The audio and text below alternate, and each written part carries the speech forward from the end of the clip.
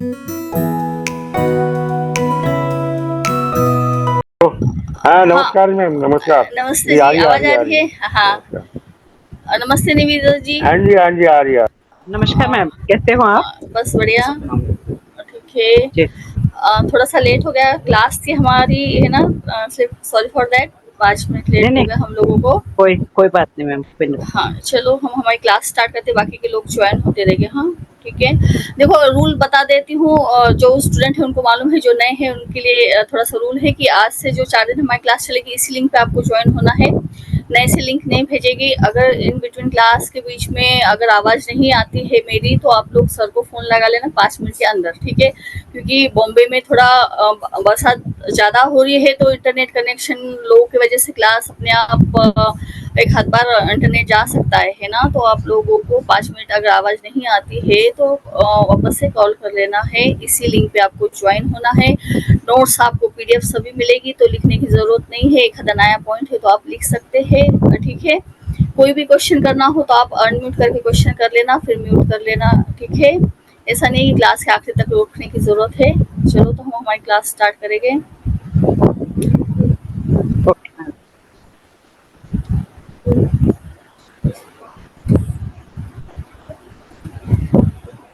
सोनाली जी नमस्कार।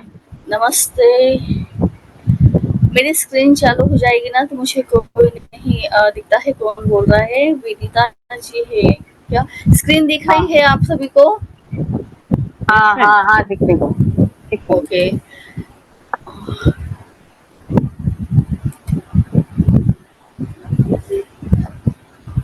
एक मिनट। चलो, तो आज हमारा सेक्स एस्ट्रोलॉजी का कोर्स है। देखो, कोर्स सभी बहुत कोर्स इम्पोर्टेंट होते हैं।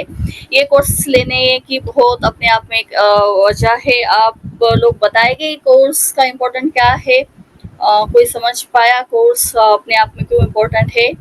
थोड़ा सा अगर इतने बड़े लोग हैं तो बता सकते हैं कोर्स की इम्पोर्टेंट क्या है, क्यों ज़रूरी है ये कोर्स? कोई बोलेगा? Ma'am, hello ma'am. हाँ, निवेदिता जी। अच्छा, मुझे ऐसा लगता है कि जब अगर किसी की शादी के लिए अगर हम देख रहे हैं ना, जैसे कि पत्रिका कुंडली मिलान करते हैं, तो हाँ, उस समय में हम देखते हैं कि लड़का कैसा है, क्या है, खानदान कैसा है, ये तो हम समझ ही लेते हैं, लेकिन उनकी शादीशुदा जो लाइफ है उसका एक बहुत बड़ा पार्ट है जो आज आप क्लास में ले रहे हो। हाँ, तो अगर उसे हमें समझना है जिससे उनकी जो पब्लिकली नहीं, शादी। जो प्राइवेट उनकी जो शादीशुदा लाइफ जो है ना वो अच्छे से चले। तो ये एक मुझे लगता है बहुत बड़ा पार्ट है कि उस समय में हम अपने तक समझ में, अगर हम अपने बच्चों का और अगर किसी का देख सके और किसी का भला कर सके तो अच्छा है। तो हाँ, अच्छा है। साथ ही अगर किसी की शादी ऑलरेडी हो चुकी है तो यहाँ पे आप कुछ उपाय भी बताते कि भाई चलो अब हो गया है तो इसके साथ कैसे हमें निभाना है, कैसे करना है, तो वो भी आप बता देते हो तो सामने वाला फिर उस तरह से अपने मेंटली प्रिपेयर हो जाता है कि चलो ठीक है, इसी के साथ हमें चलना है तो चलो ठीक है, ऐसे ही होगा ये तो हाँ, उनकी शादीशुदा लाइफ भी शायद बच जाती होगी, ये भी एक कारण है। तो हाँ, ये मुझे बरोबर 2 है। कारण लगते हैं। हाँ, और जी। कोई बोलेगा? हाँ, जी। हाँ, बोलिए। एक्चुअली आजकल का जो दुनिया है, आजकल का जो माहौल चल रहा है, शादी, बच्चे और जो आपने उसमें कवर किया, लेस्बियन और सारा घूम फिर के हमारे रिलेशंस पे ही आ जाता है। आजकल के जितनी भी प्रॉब्लम्स हो रही हैं, सारी तो ये एक बहुत इम्पोर्टेंट टॉपिक है जिसको हमने छुआ है, और जैसे अभी निवेदिता ने बताया कि इसमें हम अपने ही लोगों की बहुत सी चीजें सॉल्व कर सकते हाँ, तो देखो अभी म्यूट कर लीजिए। देखो, मेरा यही पर्पस था। अभी तक बहुत से कुंडली हमने देखी, है ना? तो एस्ट्रोलॉजी तो मैं पढ़ाती थी, है ना? सभी है, बहुत से लोग शादीशुदा ज़िंदगी देखते हैं। देखो, हम लोग जब हमारे पास कुंडली आती है ना, तो लोगों की लिमिटेशन क्या है? लोग इतना ही सोचते हैं कि चलो हम गुण मिलान करते हैं, गुण मिलान देखते हैं, उनके 26 जो भी 36 गुण है वही हम देखते हैं, इतना ही पहले का ट्रेडिशन है। ज़्यादा से ज़्यादा और क्या देखते हैं? लड़का है तो भाई बहुत पैसे वाला चाहिए, अच्छा घरदार चाहिए, या फिर उसकी पढ़ाई लिखाई अच्छी चाहिए, बहुत तो हैंडसम चाहिए। लड़की है बोलेंगे खूबसूरत चाहिए और पैसे वाला चाहिए, और लड़का भी सोचेगा खूबसूरत चाहिए और पढ़ी लिखी चाहिए। यही उनकी लिमिटेशन है। और हम लोग भी, माता पिता हो या कोई भी हो, इसी तक तक सीमित होता है। लेकिन जब जब जैसे जैसे कुंडलियां देखी गई है तो उसमें ना बहुत सी चीजें सामने आई है कि हम लोग अगर आज देखो, पहले इस चीज को डिस्कस नहीं करते थे, है ना, पहले हमको थोड़ा सा सब्जेक्ट और लगता था। लेकिन जब हम अब इतने फॉरवर्ड हो चुके कि हर चीज को हम समझते हैं, तो ये भी एक अपने आप में सब्जेक्ट है कि इसको भी उतना ही इम्पोर्टेंट हमने देना चाहिए, चाहे शादीशुदा जिंदगी हो या चाहे लड़का लड़की की जब कुंडली देखते हैं तो उसमें ये पॉइंट देखना बहुत जरूरी है। अगर आपने जैसे सेक्स एस्ट्रोलॉजी मैंने इसी पे लिया है, कोई लेता नहीं है, आज भी मार्केट में मैं ही लेती हूँ सेक्स एस्ट्रोलॉजी, क्योंकि इतना बोर्ड सब्जेक्ट है कि पढ़ाने में ही लोगों को और लगता है। लेकिन मेरे ख्याल से इतना और नहीं है, अगर हम लोग इतने बड़े हैं, है ना, कि हम समझ सकते हैं सब्जेक्ट को, है ना। तो इसमें क्या है सेक्स एस्ट्रोलॉजी में कि हमने हर चीज को देखा है कि भाई हस्बैंड वाइफ के रिलेशन है, यानी हस्बैंड वाइफ का अपने वाइफ के साथ, पार्टनर के साथ बेड पे कैसा बिहेवियर रहता है ना, उसको उसकी इच्छा क्या है, सेटिस्फेक्शन हम जो बोलते हैं वो क्या है ना। अगर वो नहीं होता है तो क्या होता है, एक्स्ट्रा मैरिटल अफेयर बहुत हो जाते हैं या डाइवोर्स हो जाता है।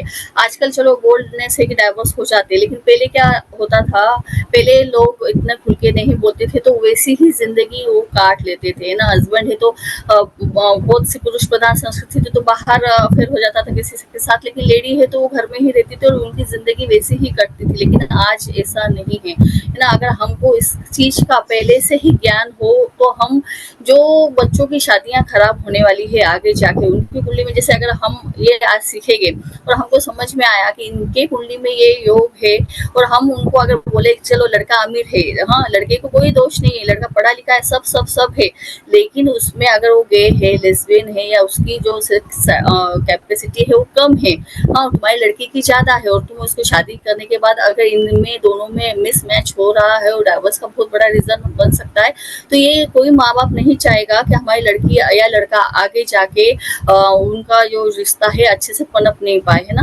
तो ये बहुत हम लोगों को काउंसलिंग कर सकते हैं कि भाई तुम्हारे बच्चे की कुंडली में ये दिख रहा है या सामने वाले बच्चे की कुंडली में ये दिख रहा है कि भाई चलो ठीक है वो अमीर वमीर सब है, लेकिन उसमें ये है कि वो आगे जाके भी उसमें उसकी पत्रिका है, लेस्बियन की पत्रिका है, कुछ भी है जो हम आगे सीखेंगे, अगर उसमें कुछ भी हमको योग दिखते हैं, हाँ, या उसका हम सेक्स के प्रति बिहेवियर हम देखते हैं और वो उसके जो पार्टनर उसे मैच नहीं खाता, तो 100% कहीं ना कहीं वो शादी एक्स्ट्रा मैरिटल अफेयर में जा सकते हैं या वो शादी को डाइवोर्स जा सकता है, जो हम ये चीज रोक सकते हैं। मेरा यही पर्पस था कि सेक्स एस्ट्रोलॉजी लेने के पीछे कि भाई आप लोग अगर किसी एस्ट्रोलॉजर हो, है ना, तो आप लोग अगर किसी की कुंडली देखते हो तो उसमें आप ये प्रॉपरली देखो, और उसके अलावा अगर आप नहीं एस्ट्रोलॉजर को काउंसलिंग करते हो तो आप आपके नियर डियर के जब आती है कुंडली तो ये पॉइंट्स हम जरूर देख सकते हैं, कहीं ना कहीं उसके बिहेवियर में आपको नजर आ ही जाएगा, ठीक है।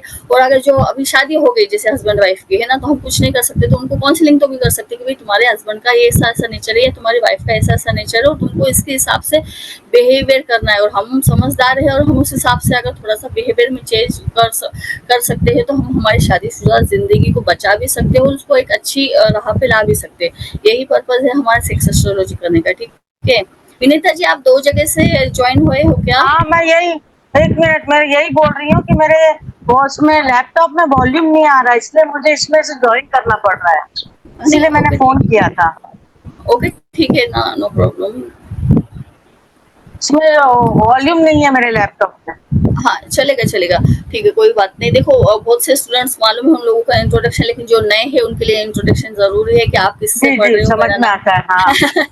आप लोगों को तो याद भी हो गया होगा, लेकिन जो नए हैं उनके लिए है कि मेरा नाम सोनाली राय है, क्वालिफिकेशन बीएड एलएलबी है। मैंने और सर ने मिलकर वास्तु प्लेसमेंट इन 16 जोन पे बुक्स लिखी है जो आपको अमेजॉन किंडल पे मिलेगी, बहुत अच्छी बुक है। इस पे आप देख सकते हैं घर में कौन सा सामान कहाँ रखना है वास्तु के हिसाब से। मैं वास्तु राय कंसल्टेंसी और कोचिंग की को फाउंडर हूँ, और अगर देखा जाए तो एक्चुअली मैं वास्तु कंसल्टेंट थी, उसके बाद एस्ट्रोलॉजी में आई हूँ, तो बेहद अच्छी तरह से वास्तु कंसल्टेंट हूँ कि मैं इंसान के बिहेवियर से पता चल जाता है उनकी वास्तु में क्या दोष है, या वास्तु के दोष से पता चल जाता है कि इनकी लाइफ में क्या प्रॉब्लम है, ठीक है। इसके साथ astrology, astro vastu, numerology, Auro reader, tarot card reader, reiki grand master, dial किताब एक्सपर्ट, बहुत सी चीजें की है, कर रही हूँ, पढ़ रही हूँ, पढ़ा रही हूँ, ठीक है। पिछले 13 साल से ज्यादा का एक्सपीरियंस मुझे इसमें है। 3,500 से ज्यादा घरों का हमने वास्तु विजिट किया है और 7,000 से ज्यादा हमारे स्टूडेंट्स है, ठीक है।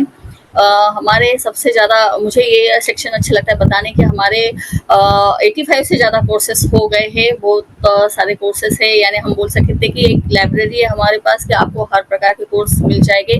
किसी भी प्रकार का कोर्स अगर आप करना चाहते हैं, 1 दिन से लेकर 25 दिन तक के कोर्स हमारे पास सभी कोर्स अवेलेबल है। Vastu, Mahavastu, numerology, tarot card, yantra remedy, pendulum, dowsing, crystal, reiki, reiki 1 2 3, money reiki, corona reiki, रमल, त्रिभु, सिजिल, है ना, सभी प्रकार के फेस रीडिंग और जो बैग, आपको हर प्रकार का जो भी कोर्स है आपको यहाँ मिल जाएगा। एस्ट्रोलॉजी से रिलेटेड आपको अभी सब कोर्स है, केपी एस्ट्रोलॉजी, लाल किताब, रिस्टॉर्स प्रेडिक्शन, सेक्स एस्ट्रोलॉजी, फाइनेंशियल, यानी आपको हर प्रकार के कोर्स मिल जाएगा। और हमारे कोर्स की खासियत ये है कि हम लोगों का ऐसा कुछ नहीं है कि भाई एक अभी बेसिक क्या है, इसके बाद आपको एडवांस करना है या इसके बाद आपको इंडस्ट्रियल करना है, प्रोफेशनल करना है, ऐसा नहीं। एक ही कोर्स में आपको पूरी इंफॉर्मेशन मिलती है ना। इनकम्प्लीट कोर्स नहीं रहता, पीडीएफ भी आपको इसके साथ मिलता है, लिखने की जरूरत नहीं थी। लोग अब हम जैसे मेरे सेक्स एस्ट्रोलॉजी है ना, तो मैं 4 दिन में आपका कोर्स लेके खत्म कर दूंगी। जो इम्पोर्टेंट है हम आपको सभी बताएंगे, है ना, इसमें कुछ भी आपको ज्यादा ही मिलेगा। आप इतना सेटिस्फाइड होके जाओगे कि बहुत हमको ये चीज हमको मालूम ही नहीं थी जो हमको नए से सीखने मिली। इतना हम डीप नॉलेज हमारे हर कोर्स में आप लोगों को देते हैं। कोर्स होने के बाद भी आपको कभी कोई प्रॉब्लम आती है कोर्स से रिलेटेड, है ना, कोर्स से रिलेटेड आप हमको कुछ भी पूछ सकते हो। आज पूछो, 8 दिन के बाद पूछो, 2 साल के बाद पूछो, 6-10 साल के बाद पूछो, अगर हम है तो हम आपको उस चीज का जवाब देंगे ही देंगे। तो हमारी क्लास चलते रहते तो हम उस टाइम आपको अटेंड नहीं कर पाते, नहीं तो हम आपको उस चीज का, हर चीज का जवाब आपको मिलता ही है। ऐसा नहीं कि कोर्स हो गया है तो उसके बाद हम आपको कोई जवाब नहीं देते, ऐसा नहीं है। हर चीज का जवाब आपको मिलता है, ठीक है। यह हमारे स्टूडेंट्स के टेस्टिमोनियल है। आ जाते हैं अब हमारे कोर्स पे, ठीक है। आप लोगों को सभी को एस्ट्रोलॉजी आती है? किसी को एस्ट्रोलॉजी आती है, नहीं आती है, ऐसा कुछ है क्या? यस मैम, आपसे सीखी है। देखो बेसिक तो सबको आती है। एस्ट्रोलॉजी लोगों को लगता है कि बहुत बड़ा वास्ट है। मैं बोलती हूँ नहीं, आपको इतनी बड़ी एस्ट्रोलॉजी सीखने की जरूरत नहीं है। वो सीखने को पूरी जिंदगी भी कम पड़ती है। बहुत हार्ड सब्जेक्ट है। भले ही हम बोलेंगे कि केपी लाल किताब उसमें से ही निकले हैं, लेकिन एस्ट्रोलॉजी अपने आप में बहुत वास्ट सब्जेक्ट है। अगर कोई करता है तो उसको बहुत बहुत टाइम लगता है। जो भी मेरे कोर्सेस है, फाइनेंशियल हो, सेक्स एस्ट्रोलॉजी हो, मेडिकल एस्ट्रोलॉजी हो, तो मैं बोलती हूँ कि आपको सिर्फ पर्टिकुलर कोर्स के पूर्ति जितनी एस्ट्रोलॉजी जरूरी है उतना भी नॉलेज हो गया तो बस है। आज मैं आपको उतनी बेसिक एस्ट्रोलॉजी तो सिखा दूंगी कि जितने की ये कोर्स के लिए जरूरी है उतने एस्ट्रोलॉजी मैं आपको सिखा दूंगी। और एस्ट्रोलॉजी ऐसा नहीं है कि आपको लगेगा कि मैं कोई सा कोर्स ज्वाइन करूँ तो मुझे पूरी एस्ट्रोलॉजी आना चाहिए, ऐसा नहीं है। आपको 12 भाव 9 प्लैनेट अगर मालूम हो जाते हैं, है ना, वो राशियों 12 राशियां हैं, इनके नाम मालूम हो जाते हैं तो भी बस है। इसके बेस पे आप कोई सा भी कोर्स कर सकते हो, ठीक है। क्योंकि हर एक कोर्स नया रहता है तो हर एक कोर्स को सीखना पड़ता है। अब कोई किसी के लिए नया रहेगा तो उसको थोड़ा टाइम लगेगा, तो कोई पुराना रहेगा तो जल्दी से कैच कर लेता है। बाकी और कुछ फर्क नहीं रहता है। एस्ट्रोलॉजी अपने आप में अगर सीखे तो बहुत ईजी है, और सिखाने वाले पे भी डिपेंड रहता है कि किस तरह से सिखाता है, ठीक है। तो ये हमारी कुंडली होती है, ठीक है, जो मैंने आपके सामने रखी है ये कुंडली होती है, ठीक है। 1 मिनट,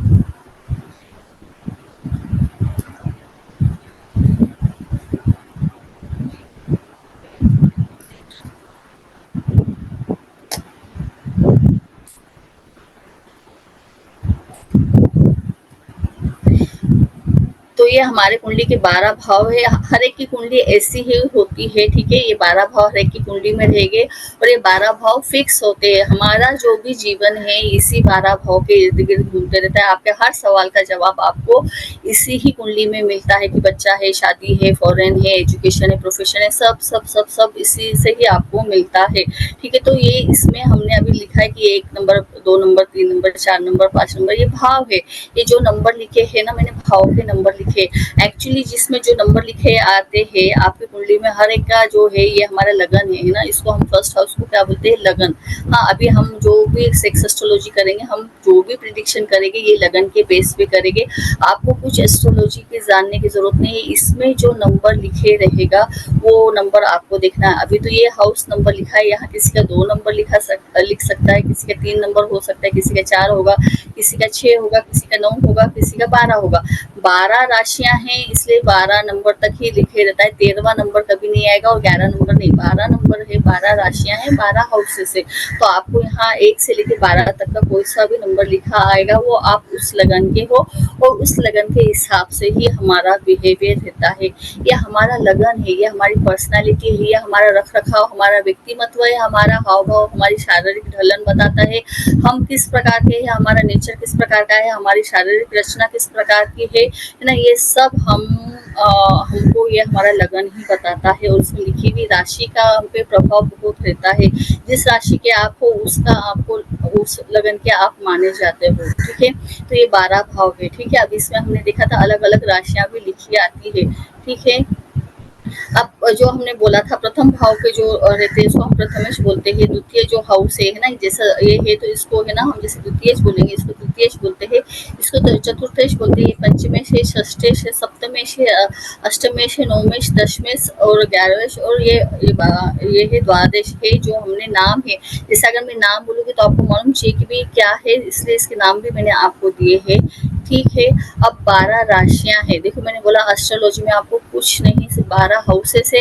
अभी 12 हाउसेस के कारक तत्व बहुत सारे हैं, ठीक है। अभी हमको उससे कुछ लेना देना नहीं है कारक तत्व से, हम सेक्स एस्ट्रोलॉजी ले रहे हैं, इसलिए मैं इसमें आपको एक भी कारक तत्व नहीं बता रही, नहीं तो अपने आप में बहुत कारक तत्व है। से अभी मैं आपको 12 राशियों के नाम बता रही हूँ कि भाई क्या है ना। आपको ये राशियों के नाम याद होना चाहिए और हर एक राशि का एक स्वामी है, वो स्वामी उसके ऊपर पूरा प्रभाव डालता है, तो स्वामी का नाम भी आपको याद होना चाहिए। यानी फर्स्ट राशि जो हमारी आती है, हम बोलते हैं मेष राशि, उसका स्वामी कौन सा है ना, मंगल है, ठीक है। सेकेंड राशि जो आती है हमारी टॉरस राशि आती है, वृषभ राशि है, जिसको मैंने यहाँ आपको हिंदी में और इंग्लिश में दोनों में लिखा है। दूसरी राशि वृषभ राशि है, यहाँ उसका स्वामी शुक्रदेव है। तीसरी राशि मिथुन राशि है, उसके स्वामी बुध देव है। चौथी राशि कर्क राशि है, उसका स्वामी चंद्रदेव है। पांचवी राशि सिंह राशि है, उसके स्वामी सूर्य देव। छठी कन्या है, उसके स्वामी बुध देव है। सातवीं तुला राशि है, उसके स्वामी वीनस है। आठवीं वृश्चिक राशि है, उसके स्वामी मंगल देव है। नौवीं धनु राशि है, उसके स्वामी बृहस्पति है। 10वीं मकर राशि है, उसके स्वामी शनि है। फिर 12वीं कुंभ राशि है, उसके शनि है। 12वीं मीन राशि है, उसके बृहस्पति देव है।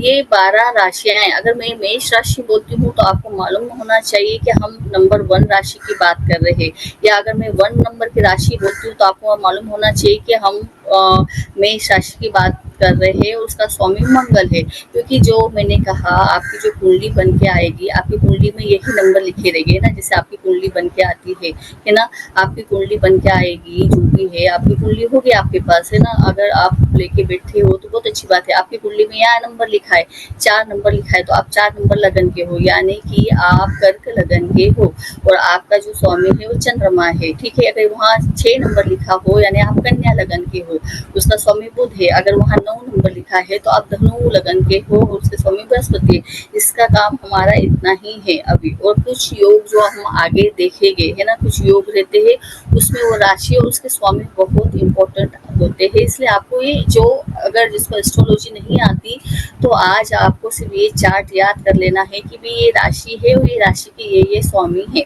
ठीक है, और कुछ नहीं, ठीक है। इतना ही हमको सेक्स एस्ट्रोलॉजी में एस्ट्रोलॉजी याद करनी है, बाकी कुछ नहीं, ठीक है। अब हम सेक्स एस्ट्रोलॉजी के हिसाब से हर एक प्लैनेट देख रहे हैं। देखो हमने बोला है कि जो 9 प्लैनेट है तो हर एक प्लैनेट अपने अपने में, है ना, पुरुष ग्रह है, कोई स्त्री ग्रह है, कोई छाया ग्रह है, कोई नपुंसक ग्रह है। तो पुरुष ग्रह के कैटेगरी में कौन से आते हैं कि हम बोलते हैं कि सूर्य मंगल गुरु ये पुरुष ग्रह के कैटेगरी में आते हैं। स्त्री ग्रह कौन से है तो स्त्री ग्रह ये चंद्रमा और शुक्र है। छाया ग्रह है कि हम बोलते हैं राहु और केतु, ये छाया ग्रह है। और नपुंसक ग्रह में आते हैं शनि और बुध। अब हम बोलेंगे कि नपुंसक यानी शनि और बुध नपुंसक है, तो हम एस्ट्रोलॉजी के थ्रू इनको नपुंसक इसलिए बोलते हैं कि जो हम अभी इन जनरल नपुंसक जो शब्द वापरते हैं वो इसका मीनिंग नहीं है ना। नपुंसक यानी इम्पोर्टेंट, इसका मीनिंग नहीं है। नपुंसक यानी शनि एक वृद्ध प्लैनेट है ना। तो सेक्स एस्ट्रोलॉजी में शनि यानी वृद्ध इंसान का सेक्स में कोई काम नहीं रहता, उसको इंटरेस्ट भी नहीं रहता है, उसमें कुछ काम भी नहीं रहता है, हाँ। और दूसरा बुध को हम एस्ट्रोलॉजी में एक चाइल्ड बच्चा राजकुमार बोलते हैं। छोटे बच्चे का भी हम बोलते हैं कि भाई सेक्स में उसका कोई काम नहीं रहता है, इसलिए यहाँ इनको हम इस तरह से नपुंसक बोलते हैं कि भाई एक वृद्ध है और एक बालक है जिसका सेक्स के में इनका कोई काम नहीं रहता है, ठीक है। अभी ग्रहों की दृष्टि जब हम आगे कॉम्बिनेशन देखेंगे है ना, कुछ तो योग देखेंगे तो उसके हिसाब से दृष्टि बहुत इंपॉर्टेंट है। तो हर एक प्लैनेट की हम बोलते हैं जो भी 9 प्लैनेट है उनकी 7वीं दृष्टि, हर एक की 7वीं दृष्टि होती ही है। हर एक प्लैनेट की 7वीं दृष्टि होगी और कुछ प्लैनेट को एक्स्ट्रा हम बोलेंगे कि एक्स्ट्रा दृष्टि दी है, जैसे कि ये मंगल है ना, जुपिटर है, सैटर्न है और राहु केतु है, इनको एक्स्ट्रा दृष्टि दी है कि मंगल है तो मंगल को 4, 7, 8 दृष्टि दी है। गुरु है तो उसको 5, 7 और 9वीं दृष्टि दी है। शनि है तो उसको 3, 7, 10 है। अभी दृष्टि यानी क्या, जैसे कि अभी मैं आपके सामने बैठी हूँ यानी मैं आप पे नजर डाल रही हूँ है ना, मैं आप पे नजर डाल रही हूँ। दृष्टि का मीनिंग आप लोगों को पता ही होगा क्या है दृष्टि का मीनिंग। देखो है ना, दृष्टि यानी क्या, एक मिनट मेरी पेन बरोबर काम नहीं कर रही, एक मिनट। हाँ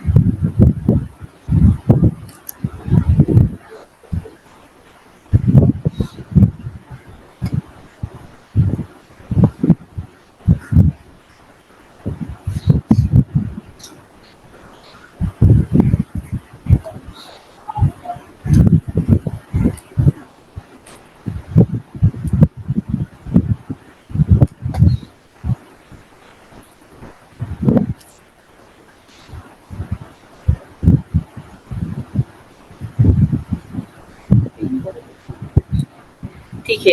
अभी अगर हम बोलेंगे ये है जैसे कि हमारा सन यहाँ बैठा है ना, सन की 7वीं दृष्टि, तो जो प्लैनेट जहाँ बैठा है उससे 7वीं दृष्टि यानी उसकी 7वीं दृष्टि सामने वाले घर पे जाती है ना, तो वो उसका असर यहाँ भी रहेगा। जो प्लैनेट जहाँ बैठा है वो वहाँ भी असर करता है और उसकी 7वीं दृष्टि जिस हाउस में जाती है उसकी दृष्टि वहाँ भी उसका असर होता ही है।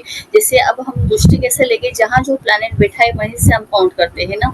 जैसे कि अगर आपका सन यहाँ बैठा है तो 1, 2, 3, 4, 5, 6, 7 है ना, 7वीं दृष्टि उसकी इधर आएगी तो सन यहाँ भी आपको रिजल्ट दिखेगा और उसका 7वें घर में भी रिजल्ट दिखेगा।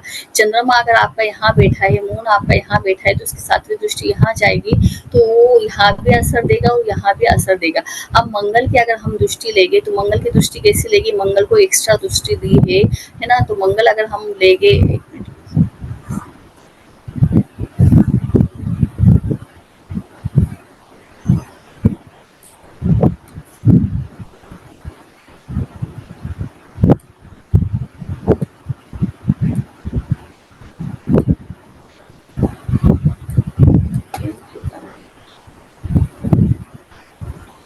ठीक है। अगर हम मार्स लेते हैं, जैसे अगर आपका मार्स यहाँ बैठा है तो मार्स के हम क्या बोलेंगे, यहाँ तो बैठा है यहाँ असर देगा, इसके अलावा उसकी चौथी दृष्टि यानी 1, 2, 3, 4 चौथे घर पे भी असर डालेगा, सामने भी असर डालेगा, 7वीं और 8वीं यानी 8वें घर पे भी असर डालेगा। यानी 3 जगह हम बोलेंगे कि भाई आपका दृष्टि के हिसाब से 3 और जहाँ बैठा है वहाँ, यानी आपकी कुंडली में मंगल 4 जगह असर डालता है। वैसे ही अगर जुपिटर है तो जुपिटर जहाँ बैठा है, आपका अगर जुपिटर जहाँ यहाँ बैठा है तो हम क्या बोलेंगे, जुपिटर की 5वीं दृष्टि यानी अगर आप काउंट करेंगे 1, 2, 3, 4, 5, जुपिटर की 5वीं दृष्टि यहाँ जाएगी, फिर 7वीं दृष्टि आपकी यहाँ जाएगी, जहाँ बैठा है वहां से काउंट करेंगे और 9वीं दृष्टि हम बोलेंगे तो उसकी ये 10वें घर पे जाएगी। तो जुपिटर जहाँ बैठा है वहां तो असर करेगा ही करेगा, वो 5वें यानी घर पे भी असर करेगा, वो 8वें घर पे भी असर करेगा और उसके साथ साथ वो आगे का जो है 9वें घर 10वें घर पे भी वो असर करेगा। समझ में आया, दृष्टि बहुत इंपॉर्टेंट होती है। जब हम आगे जाके कॉम्बिनेशन देखेंगे तो ये प्लैनेट भले ही वहां नहीं बैठा हो लेकिन अपने दृष्टि से भी जाके दूसरे प्लैनेट से मिल सकता है और वो उसको असर दे सकता है। ठीक है, इसलिए दृष्टि अपने आप में इम्पोर्टेंट होती है। तो ये हर एक प्लैनेट की 7वीं दृष्टि तो होती है, लेकिन मंगल, गुरु, शनि और राहु केतु को एक्स्ट्रा दृष्टि दी गई है। ठीक है,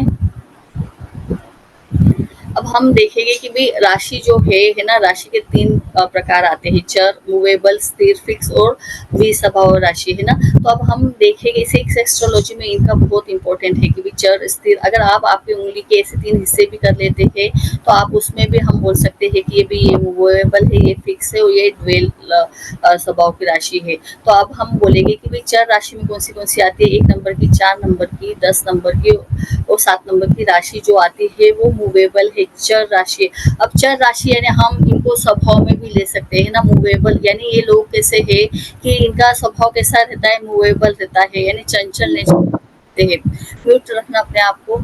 ये लोगों का स्वभाव कैसा रहता है, हम ये जो क्वालिटी है ना चर के हिसाब से उनके स्वभाव में भी हम ये उनके गुण डालेंगे। बस सेक्स एस्ट्रोलॉजी में भी हम इसका बहुत यूज करेंगे, है ना। अब चर यानी मूवेबल, है ना, मूवमेंट, है ना। तो ये लोग एक जगह स्थिर नहीं बैठ सकते, ये चंचल स्वभाव के होते हैं। अब ये राशि का कैसा रहता है कि ये लोग ऐसे रहते हैं कि भाई समझो हमको कोई बात इनसे मनवानी है ना, तो ये रिजिड नहीं होते। कई बहुत रिजिड रहते कि उन्होंने डिसीजन ले लिया यानी ले लिया, फिर वो अपने डिसीजन पे अड़िग रहते हैं, वो अपना डिसीजन चेंज नहीं करते हैं। फिक्स यानी फिक्स, मेरा ये डिसीजन है तो मैं नहीं बदलूंगा। लेकिन चर राशि वाले लोग कैसे रहते हैं, जैसे कि